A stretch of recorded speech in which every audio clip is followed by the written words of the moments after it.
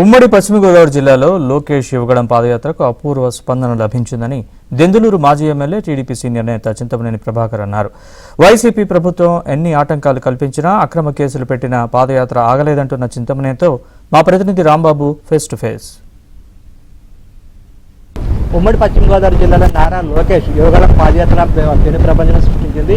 ఈ యాత్ర పొడవునా దెందులూరు మాజీ ఎమ్మెల్యే చింతమనేని ప్రభాకర్ ఆయనతో పాటు పాదయాత్రలో పాల్గొన్నారు. దీనికి సంబంధించి యువగళం పాదయాత్రలో పాల్గొన్న చింతమనేని ప్రభాకర్ అంతా ఉన్నారు. ఆయన అడిగి అసలు పాదయాత్ర వివరాలు అడిగి తెలుస్తున్నాం. సార్ చెప్పండి, యువగళం పాదయాత్ర ఉమ్మడి పశ్చిమ గోదావరి జిల్లాలో అయితే చాలా బాగా జరిగింది. ఈ నేపథ్యంలో వైసీపీ శ్రేణులు అయితే అనేక రకాలుగా ఆటంకాలు సృష్టించారు.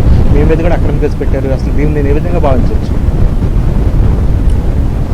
యువగళం పాదయాత్ర కుప్పంలో ప్రారంభమై రోజు రోజుకి కూడా యువగళం అనేటువంటి గళం ఒక జనగళంగా మారి రాష్ట్రాన్ని మా యువనాయకుడు చుట్టూ వచ్చాడు.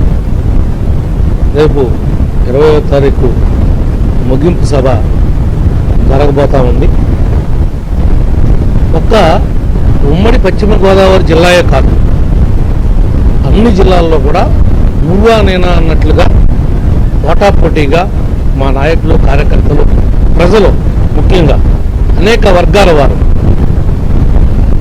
దానికి సంఘీభావంగా మద్దతుగా ఆయన అడుగులో అడుగేస్తూ అనేక సమస్యల్ని మా నాయకుడు స్వయంగా స్పష్టంగా ఎక్కడా కూడా తొందరపాటు లేకుండా వాళ్ళతో చర్చించి దానికి పరిష్కార మార్గాలను కూడా కనుక్కొని కొన్ని చోట్ల హామీలు కూడా ఇచ్చి ప్రజలందరికీ కూడా నేనున్నాను అనేటువంటి ఒక ధైర్యం కలగజేయటంలో మా యువ నాయకుల వారు కానీ తెలుగుదేశం పార్టీ కానీ మేమందరం కూడా సక్సెస్ అయ్యామని చెప్పి భావిస్తా ఉన్నాం.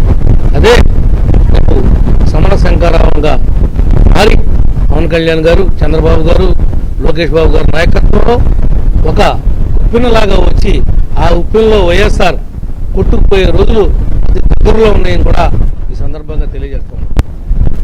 చూస్తే మహిళలను ఆకట్టుకోవడానికి అయితే చాలా ప్రయత్నాలు చేస్తున్నారు. అదేవిధంగా మహిళలు ఎక్కడ పడితే అక్కడ స్వచ్ఛందంగా పెట్టారు. మహిళలు కూడా మార్పు వచ్చిందంటారు. మహిళల్లోనే మార్పు వచ్చింది తప్ప మహిళలను ఆకట్టుకుంటానికి లోకేష్ బాబు ఏమి మహిళల్ని అట్రాక్ట్ చేయాల. మహిళల్లోనే మార్పు వచ్చింది. మార్పు కారణం ఈ జగన్మోహన్ రెడ్డి యొక్క అసమర్థత పాలన వల్ల మనకి వేరే ఆల్టర్నేటివ్ కావాలి. యువ నాయకుడు లోకేష్ బాబు గారు మన ఇంటి ముందు, మన ఊరు ముందు, మన జిల్లాలో వెళతా ఉన్నాడు. ఆయన అడుగులో అడుగేద్దామనే ఉద్దేశంతో మహిళలే ముందుకు వచ్చారు. ఆయనేం అట్రాక్ట్ చేయాలి. నువ్వు గతంలో ఉన్న జగన్మోహన్ రెడ్డి, నువ్వు పాదయాత్ర చేసేటువంటి జగన్మోహన్ రెడ్డి, ఇప్పుడు ముఖ్యమంత్రిగా ఉన్నటువంటి జగన్మోహన్ రెడ్డి ఒకటేనా అనేటువంటి సందేహం ఈ రాష్ట్ర ప్రజానీకంలో వచ్చింది. దానికి కారణం ఏంటంటే ప్రధానంగా ఆయన ఇచ్చినటువంటి ఏ హామీని కూడా తిన్నగా అమలు చేయలేదు. అమ్మఒడి అన్నాడే తప్ప, అమ్మఒడి అంటే పిల్లలందరికీ అర్థంగా ఉంటాడు తప్ప ఇంట్లో ఒక పిల్లలకి వేద్దామని చెప్పావా? ఈ రోజున నువ్వు అందరికీ హామీలు ఇచ్చావు. దశల వారీగా మద్యపానం అన్నావు. దశల వారీగా మద్యపానాన్ని ఈ రాష్ట్రంలో పెంచుకుంటూ తీసుకెళ్ళి దానికి ఒక ఖరీదైనటువంటి మద్యం తయారు చేసేది. మద్యం తయారు చేసేది స్పిరిట్ పోసి నువ్వే, బ్రాండ్ వేసుకునేది నువ్వే, ఆ మధ్యాహ్నం మార్కెటింగ్ చేసేది నువ్వే, దోపిడీ చేసేది నువ్వే.